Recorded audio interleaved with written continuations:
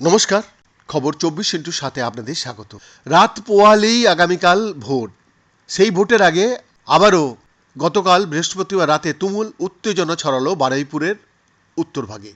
চুরির অপবাদে এক কিশোরকে পেটানো ও পরে মৃত্যুর অভিযোগ ঘিরে সকাল থেকেই এলাকা ছিল অগ্নিগর্ভ। সেই উত্তেজনার আঁচে তপ্ত হয় রাতও। কিশোর সর্দার নামে সপ্তম শ্রেণীর এই যুবক মামার বাড়ি বেড়াতে এসেছিল। মামার বাড়ির পাশে একটি আশ্রম রয়েছে। অভিযোগ, সেখান থেকেই তাকে আহত অবস্থায় উদ্ধার করা হয়। বারুইপুর মহকুমা হাসপাতালে নিয়ে যাওয়া হলেও তাকে বাঁচানো যায়নি।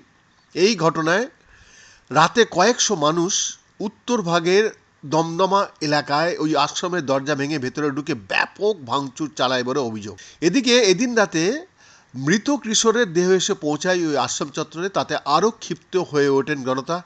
পুলিশকে ঘিরে বিক্ষোভ দেখানো হয়।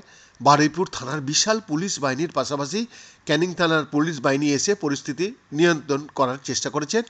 গ্রামবাসীদের দাবি, অবিলম্বে অভিযুক্তকে ধরতে হবে। আশ্রম কর্তৃপক্ষের কোনো মন্তব্য কিন্তু এখনো পর্যন্ত পাওয়া যায়নি। বৈদ্যনাথ দাসের রিপোর্ট, খবর 24x7।